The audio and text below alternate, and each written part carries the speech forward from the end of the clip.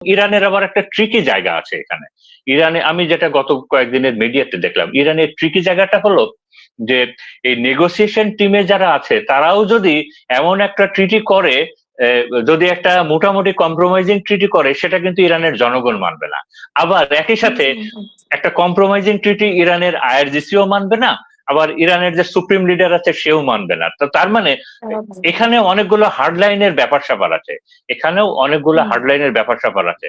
একই সাথে এখানে ভয়ের জায়গাটা, বাট সবকিছুর উপরে আমি আর দুইটা বিষয় একটু বলে হয়তো শেষ করব। যে ভয়ের জায়গাটা আছে হলো ইসরায়েল। এর আগেও যে চুক্তিটা হয় নাই কিংবা এই যুদ্ধটা হয় নাই, এটা হতে দেয় নাই হলো ইসরায়েল। ওই যে বললাম যে 80% প্রায় জব ডান হয়ে গেছিল, এবং ভেতর দিকের যারা রিপোর্টার ছিলেন, যারা ইভেন রয়টার হিসেবে এসেছিল, যে ট্রাম্পেরও এই হরমুজ নিয়ে এখন সেও চাচ্ছে যে এটা হরমুজটা ইরানের থাক থাক, এটা নিয়েও তার কোনো মাথা ব্যথা নাই, এবং সে যুদ্ধটাকে, বাট এটা ইসরায়েল চাচ্ছে না। ইসরায়েল চাচ্ছে না কারণ হলো নেতানিয়াহু বলছে যে এটা তার 4 দশকের, মানে তার 3 ডিকেটস, 4 দশক, মানে 4 ডিকেটস, 3 ডিকেটস ড্রিম, যে এই যে ইরানের সাথে আমেরিকাকে নিয়ে যুদ্ধ, তার ওই যে সেই আলট্রা অর্থোডক্স গ্রুপের যে সেই গ্রেটার ইসরায়েল প্রজেক্ট, বলছে যে এটা যদি এখন না হয় তার কখনো হবে না। কারণ এই মুহূর্তে ইসরায়েলের যে ওয়ার্ল্ড ওয়াইড রেপুটেশন কিংবা আমেরিকার যে অবস্থা, আমেরিকাকে সাথে নিয়ে ভবিষ্যতে either it is now or never, আর কখনো এই যুদ্ধটা হবে না, এটা ইসরায়েল অনেক বেশি পিছায় যাবে। তো যে কারণে তারা যে কোনো মূল্যে এই যুদ্ধটা কন্টিনিউ করতে চায় এবং আমেরিকাকে সাথে নিয়েই করতে চায়। এখানে ওয়েস্টার্ন মিডিয়াটা খবর হলো যে ইসরায়েল, এর আগের দিন যেটা বলেছিলাম আমি আপনার টকশোতেও বলেছিলাম, যে ইসরায়েলের 3টা টেস্ট কেস আছে।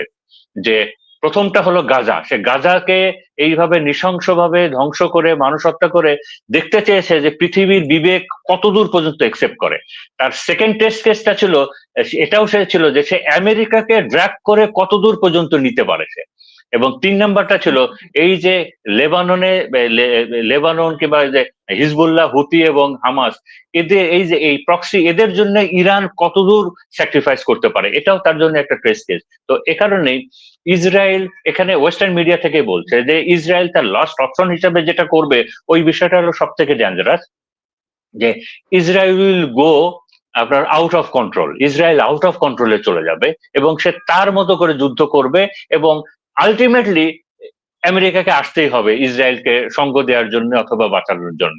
কারণ তো ইসরায়েল তার এই ডাটি কার্ডটাও খেলবে। একই সাথে এটাকে ফলস ফ্ল্যাগ বলে, যে অনেকগুলো ফলস, যেমন আমেরিকান টার্গেটে ইসরায়েলরাই অ্যাটাক করবে ইরানের নাম করে, আবার মিডিল ইস্টের অনেকগুলো দেশকে তারা লেলিয়ে দিবে ইরানের বিরুদ্ধে। আরব আমিরাত এবং ইয়েমেন অলরেডি ইসরায়েলের মোটামুটি ইসরায়েলের কথা বেশি শোনে। তো এই বিষয়গুলো থাকবে, এবং ইসরায়েল কোনোভাবেই চাইবে না, ওই 2টা ইস্যুতে তারা কোনো কম্প্রোমাইজ করতে রাজি না। তারা, কারণ ইসরায়েল চাই যে ইরান যেন খুব গরিব মানে গরিব ইরানকে হ্যান্ডেল করা তাদের জন্য ইজি, ইরান যেন কোনোভাবে ধনী না হয়ে যায়, এবং নিউক্লিয়ার ক্যাপাবিলিটি, এইখানে ইসরায়েল কোনো ছাড় দিবে না, এবং ইসরায়েলের লবিও আমেরিকাকে এইখানে কোনো ধরনের কম্প্রোমাইজে আসবে না।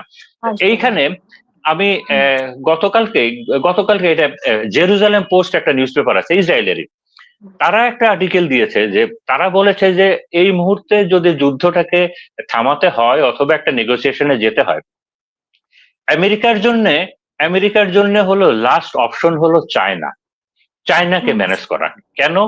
তারা ব্যাখ্যা করে বলছেন যে এই যে ইরানের উপরে এত বছর ধরে যে অর্থনৈতিক অবরোধ, বিভিন্ন ভাবে যে আপনার ডিপ্লোম্যাটিক প্রেসার, তো ইরানের একমাত্র ইরানকে বলা হচ্ছে, চায়নাকে বলা হচ্ছে ইরানের অক্সিজেন।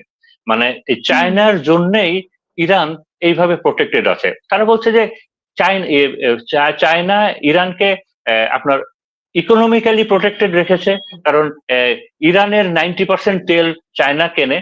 একই সাথে ডিপ্লোম্যাটিক্যালি প্রোটেক্টেড রেখেছেন, ইরানের বিরুদ্ধে যতগুলো বড় বড় অ্যাকশন জাতিসংঘ কিংবা অন্যান্য প্রতিষ্ঠানে নিতে গেছে আমেরিকা, চায়না ভেটো দিয়েছে, এবং নেইবার হিসেবেও যতদূর সম্ভব টেকনোলজিক্যালি এবং অন্যান্য চায়না হেল্প করেছে। এবং আমরা জানি চায়নার অনেকগুলো স্যাটেলাইট এখন এই মিডিল ইস্টে হলো আপনার গাইড করা আছে, এবং ইরান সেগুলোতে ইরানের অ্যাক্সেস আছে এবং ইরান ব্যবহার করতে পারে। ইতিহাসে এই প্রথম এটা হয়েছে। তো এই কারণেই বলছে যে ওই চায়নার এই যে ইকোনমিক্যাল প্রোটেকশন, এই ডিপ্লোম্যাটিক প্রোটেকশন, এইগুলা যতদিন বজায় থাকবে ততদিন ইরানকে কখনোই ওই ব্রেকিং পয়েন্টে নেওয়া যাবে না। এবং এখানেও তাদের এখানেও অ্যাসেসমেন্টটা হলো যে এই যুদ্ধটাকে অন্যরা যে দৃষ্টিতেই দেখুক না কেন, ইরানিয়ানরা দেখছে এটাকে তাদের এক্সিস্টেন্সিয়াল একটা ব্যাপার স্যাপার, সার্ভাইভাল ব্যাপার স্যাপার, যে এই যুদ্ধে হেরে গেলে তো ইরানই থাকবে না, এই যুদ্ধে গেলে আবার এই যুদ্ধ হেরে গেলে ইসলামিক রিপাবলিকও থাকবে না, এই যুদ্ধ হেরে গেলে ইরানও থাকবে না। আর ইরান তো ওই অনেক বছর ধরে তারা একটা কষ্টের ভেতরেই ছিল, একটা কষ্টের ভেতরেই ছিল। তো যে কারণে এই কষ্টটা তার যেন যদি সহ্য করি, মানে এটা ইরানের ভেতরের জনগণের কথা, তাদের অ্যাডমিনিস্ট্রেশনের কথা, যে এই কষ্টটা যেন ইরান সহ্য করে, যাতে করে ইরান বেঁচে যায়, ইরান থেকে যায়, আদারওয়াইজ ভবিষ্যতে ইরান থাকবে না। তো এ কারণেই এটা ওয়েস্টার্ন মিডিয়ারও সাজেশন, এটা ইসরায়েলের ওই পত্রিকারও কথা, এটা এটা আমিও বিশ্বাস করি যে কারণ যে নেগোসিয়েশনটা যদি ইউএসএ আসলে করতে চায় তবে তাদেরকে চায়নাকেও ম্যানেজ করতে হবে। কারণ হলো যে এই যে হরমুজটা কিছু সময়ের জন্য ইরান খুলে দিয়েছিল, এটা বেসিক্যালি চায়না রিকোয়েস্ট করেছিল বলে খুলেছিল। আবার যখনই আমেরিকা ব্লকেট দিছে তখনই তো আবার ইরান বন্ধ করে দিছে। তো চায়না সাইলেন্ট আছে। তো চায়নার প্রত্যেকটা সাইলেন্ট থাকাও একটা মেসেজ। তো এ কারণেই তবে চায়নারও একটা ব্রেকিং পয়েন্ট আছে, কারণ এই ওয়ার্ল্ড ইকোনমির সামগ্রিকভাবে ক্ষতিগ্রস্ত হলে তো চায়নারও ক্ষতি হবে। তো এই বিষয়টাও একটা একটা একটা ব্যাপার আছে। তো এ কারণেই এই সবকিছু মেলায় আমি এই মুহূর্তে আসলে কোনো সম্ভাবনা দেখছি না। তো আমার হিসাবে যদি বলা হয় যে আমি বেশি সম্ভাবনা দেখছি যে এই সিসফায়ারটা আরো একটু এক্সটেন্ড হবে। তো আস্তে আস্তে এখানে চায়না ইনভলভ হবে এবং একটা নেগোসিয়েশনের জন্য আরো সিরিজের পরে একটার পরে একটা কথাবার্তা হবে আর কি। আর ওর্স্ট কেস সিনারিওতে আমরা দেখছি যে হয়তো এটা সম্ভাবনাও কম না একেবারে, আমার হিসেবে হয়তো 60-40, যে আবার নতুন করে যুদ্ধটা শুরু হবে, এবং নতুন করে যদি যুদ্ধটা শুরু হয় তবে অনেক ভয়াবহ আকারেই হবে।